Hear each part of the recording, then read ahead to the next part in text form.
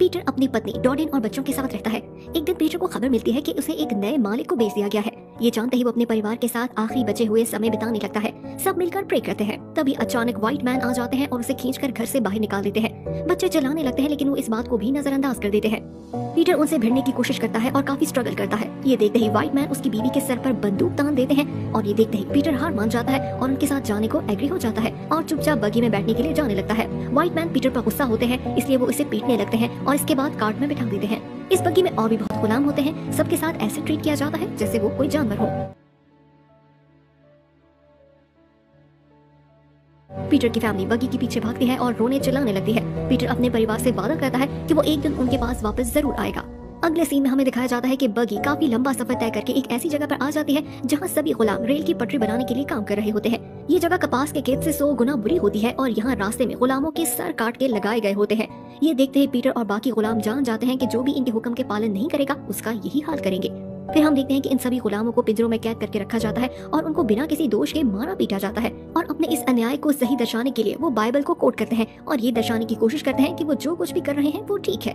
इस जगह पर बहुत सारे जंगली कुत्ते भी होते हैं जिन्हें भागते हुए गुलामों पर छोड़ा जाता है। बात ना मानने पर यहाँ हर गुलाम को सजा दी जाती है और गुलाम की जान लेना यहाँ पर बहुत मामूली सी बात समझी जाती है। और कभी तो इनका बॉस फासिल उनके चेहरे पर गर्म सलाख से मोहर भी दाग देता है। फासिल अपने साथ 2 राइट हैंड रखता है, यानी ऐसे 2 लोग जो हम के साथ होते हैं, जिनमें से एक का नाम हिरंटन होता है और दूसरे का नाम नोल्स। लेकिन उसकी हंटिंग स्किल्स को देखते हुए उसे गार्ड बना दिया गया। पीटर अच्छा बर्ताव करने की कोशिश करता है और अपने साथी गोल्डन की मदद करता है, लेकिन वो व्हाइट मैन ऐसा करने से रोक देते हैं और बताते हैं कि उसका काम सिर्फ हुक्म मानना है और इसके अलावा कुछ भी करेगा तो अपनी जान से जाएगा। रात होते ही सभी कैदियों को पिंजरे में कैद कर दिया जाता है और वहाँ पर जॉन जमीन पर तड़प रहा होता है जिसके चेहरे पर निशान लगाया गया था। वहाँ बैठा एक कैदी टॉम्स ये सब कुछ देखकर रोने लगता है। पीटर उसे शांत रहने को कहता है और बताता है कि वो अपने परिवार को याद करे और यहाँ रहने को सिर्फ अपने काम की तरह समझे। पीटर बाइबल से कुछ वर्सेस पढ़ता है कि खुदा हमेशा हमारे साथ है। तभी जमीन पर पड़ा जॉन इस बात का जवाब देता है कि खुदा उनकी परवाह नहीं करता। पीटर इस बात पर रिएक्ट नहीं करता। ये देखने के बाद पीटर जॉन से कहता है कि वो इसके लिए दुआ करेगा। कुछ समय बाद हम देखते हैं कि पीटर 2 गार्ड्स को ये बात करते हुए सुन लेता है कि लंकन ने गुलामों को आजाद कर दिया है और जो भी भाग निकलने में कामयाब हो रहे हैं वो बैटन राज के पास जाकर मदद मांग रहे हैं। इसके बाद एक गार्ड नोटिस करता है कि खाने में कुछ गड़बड़ है और इस बात के लिए वो टॉम्स को अपराधी मानता है। तभी पीटर बीच में आ जाता है और इस गार्ड से कहता है कि पीटर सिर्फ एक बच्चा है। गार्ड पीटर को जमीन पर धकेल देता है और इसकी ओर गन करके अभी गोली चलाने ही वाला होता है कि फासिल इसे रोक देता है क्योंकि उसे पीटर में दिलचस्पी होती है और ऐसा पीटर के घुमंड को देखकर करता है। इसके बाद जब पीटर वापस अपने पिंजरे में होता है तभी फासिल वहाँ आकर उसे कहता है कि अब वो इसका खुदा है और इसकी औकात सिर्फ एक कुत्ते जैसी है। पीटर फासिल को जवाब देता है फिर तो हमें वही खाना मिलना चाहिए जो कुत्तों को मिलता है क्योंकि कुत्तों को खाने में गोश्त दिया जाता है। अगले दिन फासिल पीटर को गले में जंजीर बांधकर अपने करीब बांध देता है और फासिल का कुत्ता इस पर भौंकने लगता है और दोनों के बीच फासला काफी कम होता है। ये खून का प्यासा कुत्ता पीटर की गंध को पहचान लेता है ताकि अगर पीटर के भागे भी तो ये कुत्ता उसका पीछा कर सके। अगले दिन पीटर अपने साथी गुलामों को वो लंकन और बैटन रोज के बेस कैंप की खबर देता है और बताता है कि हमें 5 दिन दलदल से होते हुए सफर करके वहाँ तक पहुँचना होगा। कुछ गुलाम इस बात से हिचकिचाते हैं क्योंकि दलदल को सरवाइव करना आसान नहीं होता, लेकिन पीटर बताता है कि यहाँ पर सरवाइव करना दलदल सरवाइव करने से ज्यादा मुश्किल है। पीटर को कुछ गुलामों की सपोर्ट मिल जाती है, अब बस उन्हें सही समय का इंतजार करना होता है। कुछ समय बाद एक गुलाम की मौत हो जाती है और पीटर को इसकी लाश को ठिकाने लगाने की जिम्मेदारी दी जाती है। मरने वाले सभी गुलामों को एक गड्ढे में फेंका जाता है जहाँ से लाशों के गलने सड़ने की बदबू आ रही होती है। गार्ड से ये काम नहीं हो पाता, इसलिए वो बड़ी जिम्मेदारी पीटर को देते हैं। पीटर होल की ओर बढ़ने लगता है। पीटर ये सोचने लगता है कि अगर अपना प्लान शुरू करने का ये सही मौका है। ठीक समय का इंतजार करते हुए जैसे ही धमाके की आवाज से व्हाइट मैन का ध्यान बढ़ जाता है, पीटर उन पर हमला कर देता है और उनकी जान लेकर चाकू चुराकर वहाँ से भाग निकलता है। ये देखकर बाकी गुलाम भी वहाँ से भागने लगते हैं। मौका पाते ही जॉन भी एक गार्ड की बंदूक को चुरा लेता है। सभी गुलाम जंगल की ओर भागते हैं। गार्ड्स कई गुलामों को निशाना बनाते हैं और कोशिश करते हैं कि ज्यादा से ज्यादा गुलामों को मार दिया जाए। इससे पहले कि वो जंगल में खो जाए, फासिल भी कई बंदियों को निशाना बनाता है। पीटर फासिल की गोलियों से बच निकलता है और फासिल फौरन अपने दोनों गार्ड्स को हुक्म देता है कि वो पीटर का पीछा करें और साथ अपने कुत्ते भी भेज देता है। पीटर अपने 3 साथियों के साथ टीम बनाने में कामयाब हो जाता है। पीटर उन्हें दलदल की तरफ लीड करता है और तभी सब लोग दलदल के बीच में से निकलने लगते हैं, लेकिन टॉम्स आगे जाने से डर जाता है क्योंकि उसे दलदल में एक मगरमच्छ दिखाई देता है। तभी गार्ड्स का एक कुत्ता टॉम्स पर हमला कर देता है। फासिल कुत्ते को वापस बुला लेता है और टॉम्स से अपने साथियों का पता पूछता है। फासिल टॉम्स से कहता है कि अगर वो अपने साथियों को पता बता देगा तो वो उसे आजाद कर देगा। टॉम्स के पास जो भी जानकारी होती है वो फासिल को दे देता है और दलदल की ओर जाने लगता है। जैसे ही टॉम्स दलदल के बीचों बीच आ जाता है, फासिल इस पर गोली चला देता है और वहीं इसकी मौत हो जाती है और दलदल में छुपे मगरमच्छ इसे खाने लगते हैं। उसी समय पीटर, जॉन और गॉर्डन दलदल को सुरक्षित पार कर लेते हैं। पीटर कहता है कि उसे दूसरी दलदल की ओर जाना चाहिए और वहीं एक सेफ रास्ता है, लेकिन जॉन पीटर का ऑर्डर नहीं लेना चाहता और अपनी गन समेत वहाँ से चला जाता है। गॉर्डन पीटर से कहता है कि वो इसकी बात मानने को तैयार है, लेकिन पीटर कहता है कि हमें स्प्लिट हो जाना चाहिए, इस तरह वो हमारा सुराग नहीं लगा पाएंगे। गॉर्डन भी वहाँ से चला जाता है और पीटर की ये बात याद रखता है कि लंकन की तोपों की आवाज का पीछा करना है। इसके बाद पीटर अकेला ही बाकी रह जाता है। तभी वो नोटिस करता है कि फासिल की गोलियों के कारण उसकी टांग जख्मी हो गई थी, जिससे खून बह रहा होता है। पीटर सोचता है कि उसे जल्दी ही इस घाव के लिए कुछ करना होगा, वरना फासिल के कुत्ते इसका सुराग लगा लेंगे। सबसे पहले पीटर वहाँ से बहुत दूर भाग जाता है ताकि उनसे फासला बना सके। तभी उसे एक घर दिखता है जहाँ एक व्हाइट फैमिली रहती है और वो लोग भी काले लोगों को गुलाम रखते हैं। सबसे पहले पीटर दरख्त की बेल से अपना घाव बांधता है। इसके बाद वो लकड़ियों के पीछे छुप जाता है। ऐसा करने से वो हैंडपंप के करीब आ जाता है और पानी पी लेता है। इसके बाद पीटर तार पर लगे हुए कपड़ों में से एक कपड़ा चुराकर वहाँ से जंगल की ओर भागने की कोशिश करता है, लेकिन उस फैमिली में से एक बच्ची उसे देख लेती है और सभी लोगों को बेल बजाकर संतृप्त कर देती है। फासिल को बेल बजने की आवाज सुनाई देती है और इस घर की तरफ रुख करता है। फासिल के घर पहुँचते ही लड़की इसे बताती है कि वो गुलाम इस दिशा में भाग निकला है। फासिल पीछा करता है। पीटर ने उस कपड़े से अपने जख्म को बांध रखा होता है और उस कपड़े को उतारकर दरख्त में छुपा देता है ताकि उनका ध्यान बटाया जा सके और खुद दलदल में छुप जाता है। फासिल के लोग पीटर की इस चाल में फंस जाते हैं और कपड़े को देखकर समझने लगते हैं कि पीटर ने दलदल को क्रॉस कर लिया है। उन आदमियों के जाते ही पीटर दलदल से बाहर निकलता है और तभी अचानक एक मगरमच्छ पीटर पर हमला कर देता है। पीटर इस मगरमच्छ का काफी बहादुरी से मुकाबला करता है और अपने चाकू से गिराता है। दूसरी ओर पीटर की पत्नी अचानक बुरे सपने से जाग जाती है और उसे महसूस होता है कि पीटर की जान खतरे में है। पीटर के बच्चे अपने पिता के लिए परेशान दिखाई देते हैं, लेकिन उनकी माँ उन्हें इस बात का यकीन दिलाती है कि उनका पिता वापस जरूर आएगा, क्योंकि उसने हर तरह के कठिन समय का मुकाबला किया है। रात होते ही पीटर पेड़ के ऊपर छुप जाता है और अपने चाकू से अपने शरीर पर लगी झोंकों को निकालने लगता है, जिससे खून के कुछ कतरे आसपास के पौधों पर गिर जाते हैं। दूसरी ओर फासिल और उसके लोगों को मरा हुआ मगरमच्छ मिलता है और इसमें लगे चाकू से वो अंदाजा लगा लेते हैं कि पीटर दलदल से नहीं बल्कि उस जगह से गुजरा है। वो रात को यहीं पर कैंप लगाकर रुकने का फैसला करते हैं और उस रात भोजन के लिए उस मगरमच्छ का उपयोग करते हैं। हिरनडन पीटर के शिकार करने की तकनीक की तारीफ करता है। ये सुनते ही फासिल उसे बताता है कि उसके पिता ने उसे सबक सिखाया था कि ब्लैक रेस को कभी भी उनका हक न दो, क्योंकि उसके बाद वो नौकरी मांगने लगेंगे, यहाँ तक कि जमीन में भी हिस्सा मांगेंगे।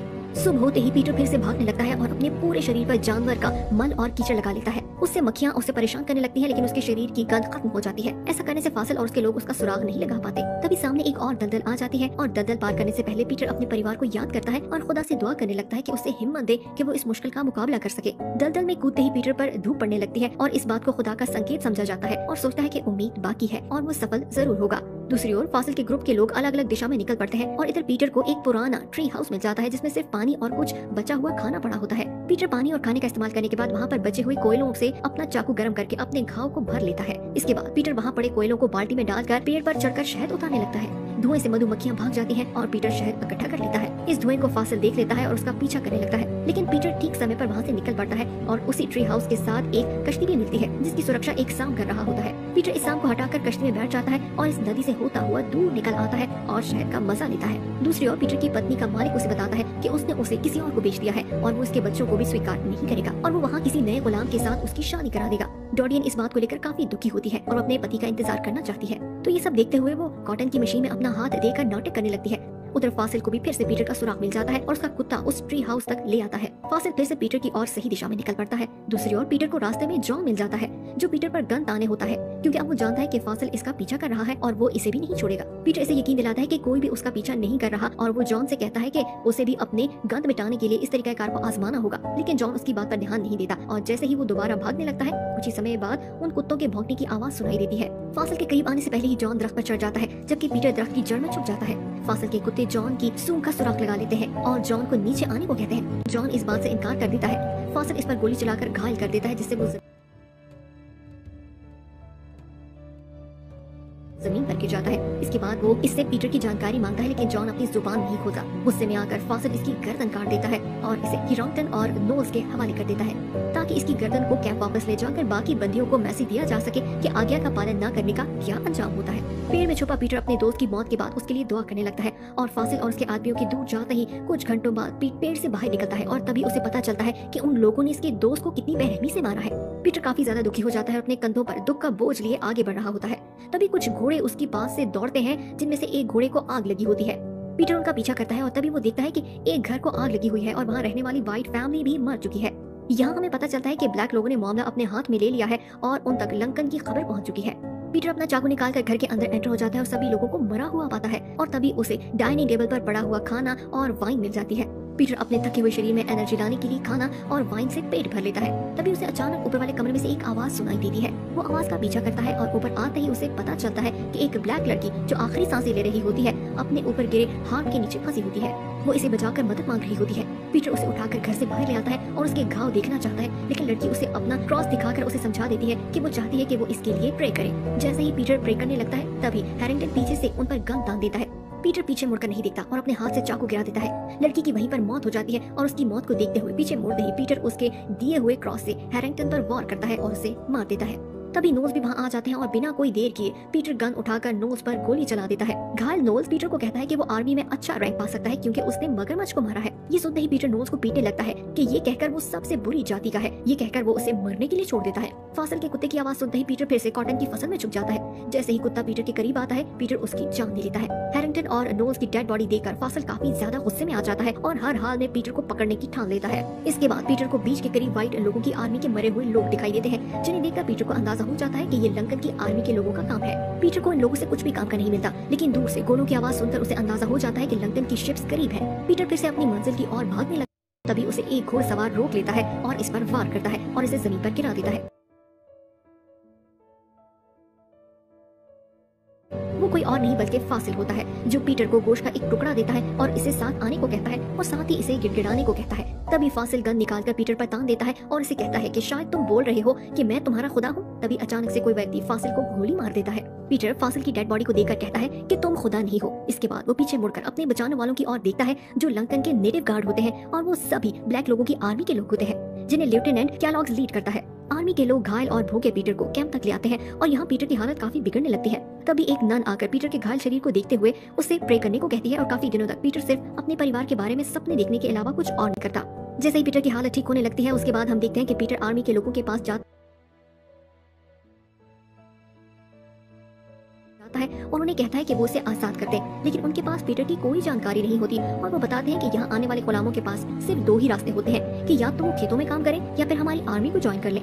पीटर उनके ऑर्डर मानने से इनकार कर देता है, लेकिन सोल्जर उसे बताता है कि आर्मी ज्वाइन करने के बाद हम तुम्हें तुम्हारे परिवार को ढूंढने में मदद कर सकते हैं। ये सुनकर पीटर आर्मी ज्वाइन कर लेता है। इसके बाद पीटर को कैंप में घायल नोल्स भी मिल जाते हैं, जो जिंदा होता है। पीटर उसे जॉन के बारे में नहीं बताता। फिर हम देखते हैं कि पीटर कैलॉग से मिलता है और उस आर्मी की यूनिफॉर्म मांगता है, लेकिन कैलॉग उसे बताता है कि पहले उसे एक खास काम के लिए हमारा साथ देना होगा।